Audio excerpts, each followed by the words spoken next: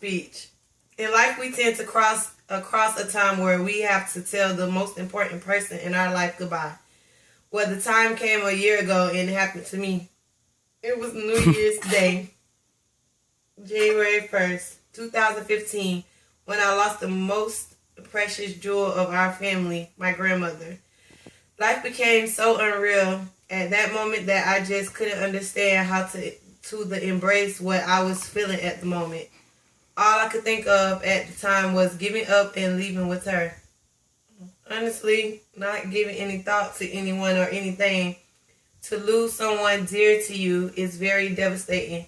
It's the hardest thing anyone have to deal with, especially if he or she was very close to you. Well, my grandmother was the rock of the family. She was my everything. If it wasn't for her, I don't know where I would be right now. Even though she didn't agree with the way I was living my life, she never changed on me. She remained that grandmother I knew since day one. When it came down to holidays, my grandmother would open her doors to my friends who didn't have a family to spend those sensual holidays with. She would cook these great big dinners and feed the neighborhood if she could. Losing my grandmother was the hardest pill I had to swallow. I would find myself in a daze just thinking how was I going to go on without her.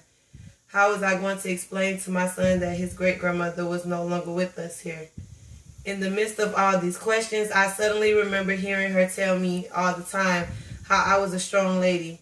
She would tell me that I would be somebody when I get older. She would also encourage me when I felt discouraged at times.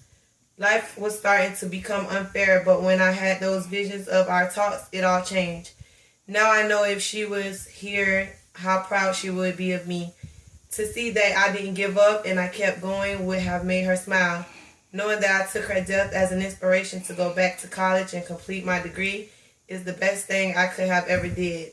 When I think about giving up at times, I think of her.